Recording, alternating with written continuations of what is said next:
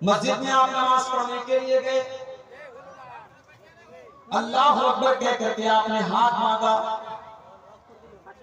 نماز آپ شروع کرنے جا رہے ہیں، اللہ کے نبی فرماتے صلو کما رأیتمونی اصلی، نماز ویسے پڑھو جیسے اپنے نبی کو تم نے نماز پڑھتے ہوئے دیکھا ہے۔ جیسا طریقہ نبی کا تھا نماز کا، ویسے ہی طریقے پر ہمیں نماز پڑھنی ہے۔ اللہ کے رسول جب نماز پڑھتے تھے سینے پر ہاتھ مانگتے تھے، سب سے پہلے دعائے ثنا پڑھتے تھے، اللہم باعث بینی پڑھتے تھے، اعوذ باللہ پڑھتے تھے، بسم اللہ پڑھتے تھے، سورہ فاتحہ پڑھتے تھے۔ آپ نے یہ بھی فرمایا بغیر سورہ فاتحہ کے کوئی نماز نہیں ہوتی۔ آپ نے یہ بھی فرمایا جو سورہ فاتحہ نہ پڑھے فَهِيَ خِدَاجٌ فَهِيَ خِدَاجٌ، اس کی نماز ادھوری ہے، ادھوری ہے، ادھوری ہے، اس کی نماز پوری نہیں ہے، اس کی نماز پوری نہیں ہے۔ اس کے بعد اللہ کے نبی کوئی اور سورت پڑھتے، پھر آپ رکوع میں جاتے اور رکوع میں جانے کے پہلے آپ رفع یدین کرتے، اپنے دونوں ہاتھوں کو اٹھاتے کندھے تک۔ رکوع میں جب آپ جاتے آپ کی پیٹھ اور آپ کا سر بالکل برابر ہوتا اور اطمینان سے آپ رکوع کرتے اور اپنے دونوں ہاتھوں سے اپنے گھٹنے کو مضبوطی سے پکڑ کر کے آپ رکوع کرتے۔ رکوع میں آپ نے بہت ساری دعائیں سکھائی ہیں، سب سے مشہور دعائیں سبحان ربی العظیم، یہ دعا کم سے کم 3 بار پڑھنی چاہیے، اللہ کے رسول پڑھتے تھے۔ رکوع سے اٹھنے کے بعد آپ سیدھے کھڑے ہوتے، رفع یدین کرتے، اپنے ہاتھوں کو کندھے تک اٹھاتے، سمیع اللہ لمن حمدہ کہتے، ربنا ولک الحمد حمدا کثیرا طیبا مبارکا فیہ پڑھتے آپ، اطمینان سے کھڑے رہتے۔ اس کے بعد آپ سجدہ کرتے اور سجدے میں جاتے وقت پہلے اپنے ہاتھوں کو زمین پر رکھتے، پھر اپنے گھٹنے کو بعد میں رکھتے۔ سجدے میں کم سے کم 7 چیزیں زمین کے اوپر اللہ کے پیارے نبی رکھتے تھے۔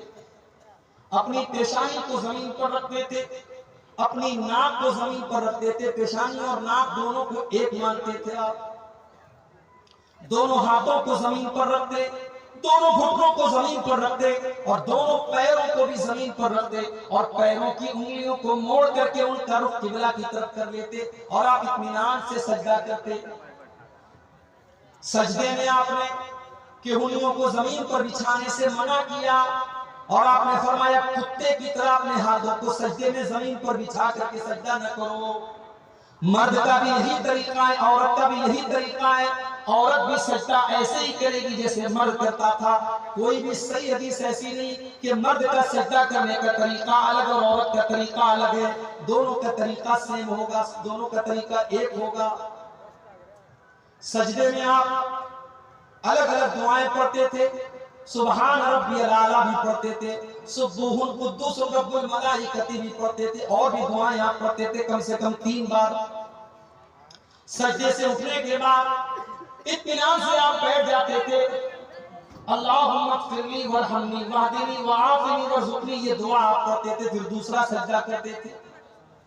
دوسرا سجدہ کرنے کے بعد اطمینان سے آپ بیٹھے رہتے تھے اور پھر اٹھ کر کے آپ دوسری رکعت کے لیے آپ اٹھتے تھے اور جیسے آپ نے پہلی رکعت پڑھی تھی آپ دوسری رکعت پڑھتے تھے۔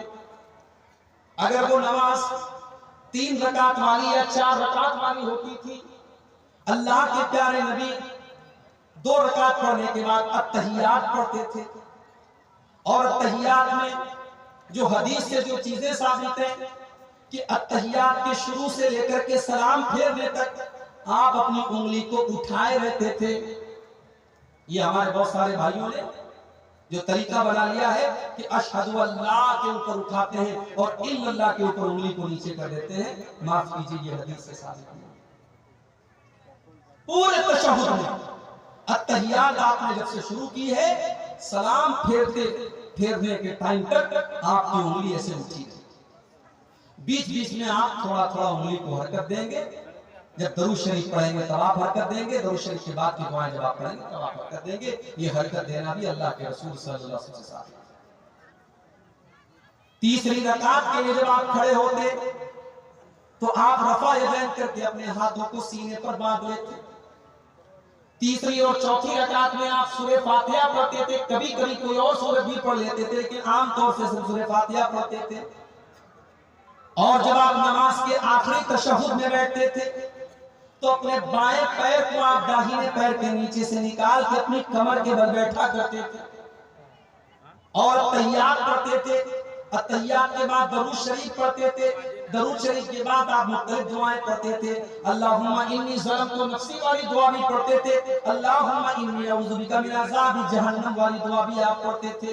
उसके बाद आप अस्सलामु अलैकुम व रहमतुल्लाह, अस्सलामु अलैकुम व रहमतुल्लाह दाहिने और बाएं तरफ अस्सलाम। ये है अल्लाह के रसूल की नमाज का।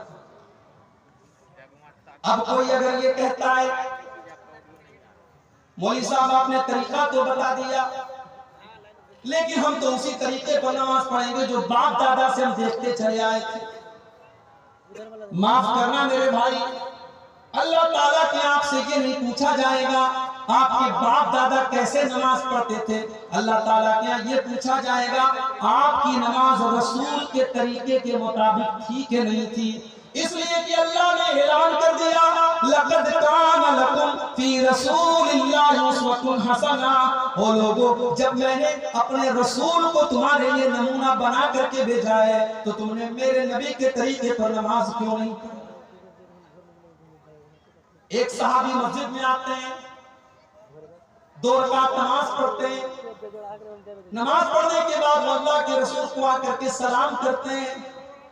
अल्लाह के प्यारे नबी उनके सलाम का जवाब देते हैं और जवाब देने के बाद अल्लाह के नबी कहते हैं इरजे फसल्ली फइन्नका लम तुसल्ली, जाओ तुम फिर से नमाज पढ़ो, तुम्हारी नमाज नहीं हुई। सहाबी फिर से आते हैं, फिर से 2 रकात नमाज पढ़ते हैं, फिर आकर के अल्लाह के रसूल को सलाम का जवाब देते हैं। अल्लाह के रसूल सल्लल्लाहु अलैहि वसल्लम सलाम का जवाब देते हैं और कहते हैं जाओ फिर से नमाज पढ़ो, तुमने नमाज नहीं पढ़ी।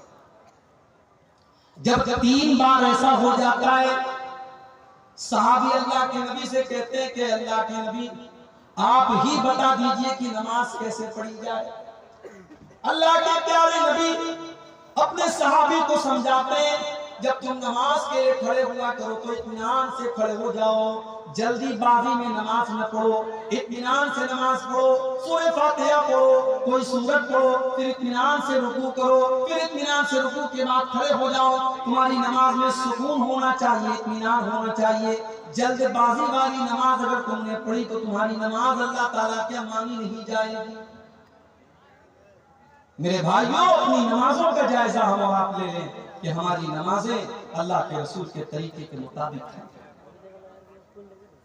और आगे बढ़ो, ये तो नमाज का मामला हो गया। शेरशाह वादियों का इलाका है, बहुत बड़ी आबादी है आपकी इस पूरे सीमांचल के एरिया में।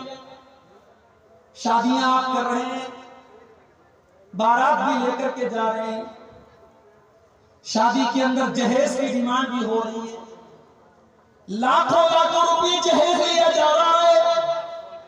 और बड़े फख्र के साथ हम ये भी कहते हैं कि पूरी शेरशाह वादी कौम अहले हदीस है, हम कुरान और हदीस के मानने वाले हैं, हमारी पूरी कौम अहले हदीस है। मेरे प्यारे भाइयों, अहले हदीस होने का दावा करना ये अलग बात है और उस पर अमल करके दिखाना ये अलग बात है।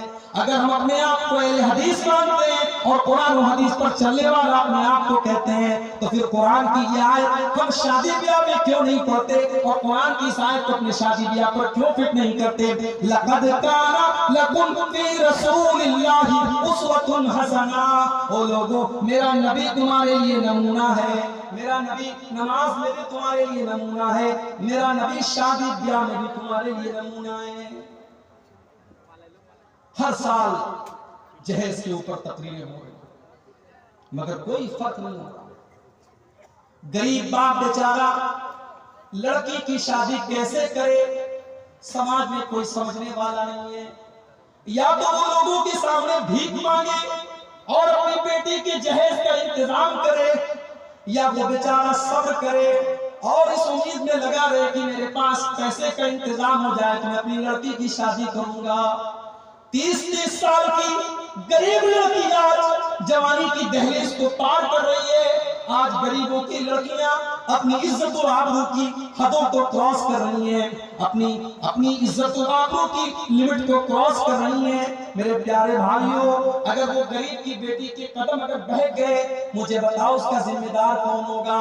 آپ نے نماز کو رسول کے طریقے کے مطابق پڑھی، آپ نے روزہ کو نبی کے طریقے کے مطابق رکھا، آپ نے حج کو نبی کے طریقے کے مطابق کیا، مگر معاف کیجئے گا، آپ کے شادی بیاہ میں رسم و رواج کی جو لمبی لسٹ ہے اس کو اگر آپ نے نہیں توڑا اور اس کو آپ نے ختم نہیں کیا تو آپ نے اس آیت پر عمل نہیں کیا۔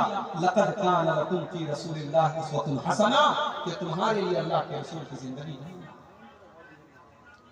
نہیں مولی صاحب، صدیوں سے یہ رسم چلی آ رہی ہے، جہیز کی رسم اور بارات کی رسم صدیوں سے چلی آ رہی ہے، اسے توڑنا اتنا آسان کام نہیں ہے۔ آؤ میں تم کو بتاؤں کہ میرے نبی نے رسموں کو کیسے توڑا۔ میرے نبی تو دنیا میں اسی لیے آئے تھے کہ رسموں کو ختم کریں، انسانیت کے کندھوں پر رسم و رواج کی جو بیڑیاں تھی، جو زنجیریں تھیں، اللہ کے پیارے نبی رسم و رواج کی ان بیڑیوں کو توڑنے کے لیے دنیا میں آئے تھے۔ جب اللہ کے نبی دنیا میں آئے تو ایک رسم یہ بھی تھی کہ لڑکیوں کو لوگ اپنے گھروں میں پیدا ہونے کو حقیر مانتے تھے۔ لڑکیاں پیدا ہوتی تھی تو عرب کے اندر بہت سارے قبیلے ایسے بھی تھے جو لڑکیوں کے پیدا ہونے کے بعد ان کو زندہ زمین میں دفن کر دیتے تھے۔ لڑکیوں کو بوجھ مانا جاتا تھا، لڑکیوں کو کلنک مانا جاتا تھا۔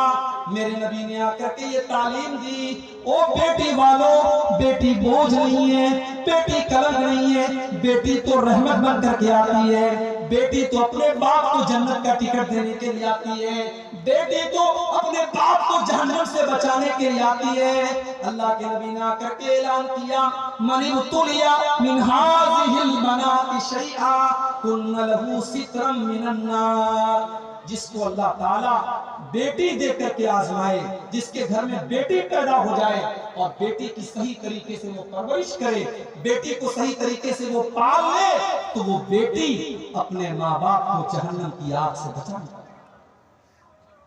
اور جانتے ہو اللہ کے نبی اپنی بیٹیوں سے بہت پیار کرتے تھے۔ آج تو کتنے لوگ ہیں بیٹی اپنے باپ سے بات کرنے سے کتراتی ہے، وہی باپ جو بیٹے سے پیار سے بات کرتا ہے، بیٹی سے پیار سے دو باتیں کرنا بھی باپ کو پسند نہیں ہے۔ سن لو، اگر کوئی اپنی بیٹی کے ساتھ ایسا ویوہار کرتا ہے، کان کھول کر کے سن لے، یہ جناب محمد رسول اللہ صلی اللہ علیہ وسلم کا طریقہ نہیں ہے، یہ میرے نبی کی سیرت ہے۔ میرے نبی تو اپنی بیٹیوں سے اتنا پیار کرتے تھے، ترمذی کی روایت ہے، اماں عائشہ فرماتی ہیں جب اللہ کے نبی کی بیٹی فاطمہ آپ سے ملنے کے لیے آتی تھی، اللہ کے نبی اپنی بیٹی کے استقبال میں کھڑے ہو جاتے تھے، اپنی بیٹی کا ویلکم کرتے تھے اور اپنی بیٹی کے ہاتھوں کو چوم لیتے تھے اور اپنی بیٹی کو اپنے بغل میں اپنی سیٹ پر اللہ کے پیارے نبی بٹھاتے تھے۔ اپنی بیٹیوں سے اتنا پیار کرتے تھے اللہ کے نبی، اپنی بیٹیوں کی آنکھ میں کبھی آپ آنسو نہیں دیکھ پاتے تھے۔ حضرت زینب رضی اللہ تعالیٰ عنہ جب اپنے شوہر کو چھڑانے کے لیے اپنا ہار لے کر کے آتی ہیں اور مسلمانوں کو وہ ہار دیتی ہیں جو حضرت زینب کو ان کی شادی کے موقع پر ان کی ماں نے دیا تھا، جب اللہ کے رسول کے سامنے وہ ہار لایا جاتا ہے، اللہ کے نبی کی آنکھوں سے آنسو بہنے لگتے ہیں۔ اللہ کے نبی کے دل کو تکلیف پہنچتی ہے کہ آج میری بیٹی کو اپنے شوہر کو بچانے کے لیے وہ ہار دینا پڑ رہا ہے۔ اللہ کے نبی صحابہ سے کہتے ہیں کہ ہو سکے تو زینب کا ہار واپس کر دو اور ابو العاص کو رہا کر دو۔ صحابہ کرام نے حضرت زینب کو وہ ہار واپس کر دیا۔ میرے نبی تو اپنی بیٹیوں سے اتنا پیار کرتے تھے کہ اپنی بیٹیوں کی آنکھ میں آنسو نہیں دیکھ پاتے تھے۔ آپ کی سب سے چھوٹی بیٹی حضرت فاطمہ، آپ ان کی شادی کرتے حضرت علی کے ساتھ۔ آج ہماری لڑکیوں کے اچھے اچھے رشتے آتے ہیں، ہم ٹھکرا دیتے ہیں، لڑکا مولوی ہے، لڑکا حافظ ہے، 5-10 ہزار روپے مہینہ کما رہا ہے، ہماری بیٹی کو عیش و آرام سے نہیں رکھ پائے گا۔ میرے پیارے بھائیوں، کب تک آپ دنیاوی چیزوں کو ترجیح دیں گے اور کب تک آپ دینداری کو پسے پشت رکھیں گے، دینداری کو آپ قربان کریں گے، کب تک آپ ایسا کریں گے؟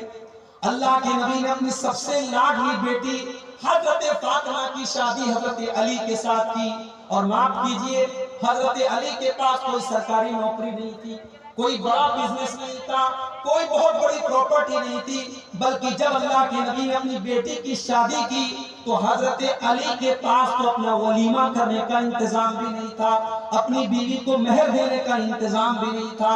وہ تو اللہ کے رسول نے ان کو مشورہ دیا کہ جاؤ تم اپنی زرہ بیچ کر کے آؤ، اور اس سے انہوں نے ولیمہ کا انتظام کیا اور اپنی بیوی کو مہر دینے کا انتظام کیا۔ اللہ کے رسول نے اپنی سب سے لاڈلی بیٹی کی شادی حضرت علی کے ساتھ کی، جو پیسے والے نہیں تھے، جو بہت خوبصورت نہیں تھے، بہت دولت مند نہیں تھے، مگر کیریکٹر بہت اچھا تھا، اخلاق بہت اچھا تھا، دیندار تھے اور نبی کے چہتے تھے، نبی کے لاڈلے تھے۔ نبی نے اپنی لاڈلی بیٹی کی شادی حضرت علی کے ساتھ۔ میری پیاری ماں بہن، اگر آپ نے اپنی بیٹی کے لیے کسی راجکمار کو چن کے رکھا ہے، ذرا اس حدیث کو اپنے سامنے رکھنا۔ حضرت فاطمہ حضرت علی کے گھر میں آتی ہیں اور اتنی غربت کی زندگی گزارتی ہیں کہ حضرت علی کے گھر میں نبی کی لاڈلی بیٹی کو چکی بھی چلانا پڑتا ہے، اپنے ہاتھوں سے سارے کام کرنے پڑتے ہیں۔ حضرت فاطمہ کے ہاتھوں پر چکی چلانے کی وجہ سے نشان بھی پڑ جاتے ہیں، ان کے ہاتھوں پر نیل بھی پڑ جاتے ہیں، نبی کی لاڈلی بیٹی اور اس کے ہاتھوں پر نشان پڑ جاتے ہیں۔ حضرت فاطمہ کو پتا چلا میرے باپ کے پاس، میرے ابو کے پاس کچھ غلام آئے ہیں، کچھ نوکر چاکر آئے ہیں۔ حضرت فاطمہ اللہ کے رسول کے پاس آتی ہیں کہ مجھے بھی کچھ نوکر چاکر مل جائے، مجھے بھی کچھ سہارا مل جائے، میرے گھر کے کاموں میں میرا ہاتھ بٹانے کے لیے کوئی نوکر مل جائے۔ جب حضرت فاطمہ آتی ہیں، بخاری کے الفاظ ہیں، اللہ کے نبی سے ملاقات نہیں ہوتی، اللہ کے نبی سے ملاقات نہیں ہوتی، تو حضرت فاطمہ واپس چلی جاتی ہیں اور حضرت عائشہ سے کہتی ہیں کہ میرے ابا جان آئے تو ان کو یہ پیغام پہنچا دیجئے گا کہ آپ کی بیٹی آئی تھی اور آپ کی بیٹی کو ایک غلام کی ضرورت ہے، آپ کی بیٹی اکیلی کام کرتے کرتے تھک جاتی ہے، اس کے ہاتھوں میں نشان پڑ گئے ہیں، آپ کی بیٹی کو ایک غلام کی ضرورت ہے۔ شام کو جب اللہ کے نبی گھر آئے، حضرت عائشہ نے پورا واقعہ آپ کو سنایا۔ بخاری کے الفاظ ہے، اللہ کے نبی اسی وقت اپنی بیٹی کے گھر پہنچے، بیٹی کے گھر پہنچے، بیٹی اور داماد اپنے بستر پہ سونے کی تیاری کر رہے تھے۔ اللہ کے پیارے نبی اپنی بیٹی کے بستر پر آ کر کے بیٹھ گئے اور آپ نے فرمایا، اے علی، اے فاطمہ، میرے پاس اتنی طاقت تو نہیں ہے کہ میں تمہیں ایک غلام دے سکوں، میں تمہیں ایک نوکر دے سکوں، لیکن ہاں میں تم کو اس سے بھی ایک بہتر چیز تم کو دے رہا ہوں۔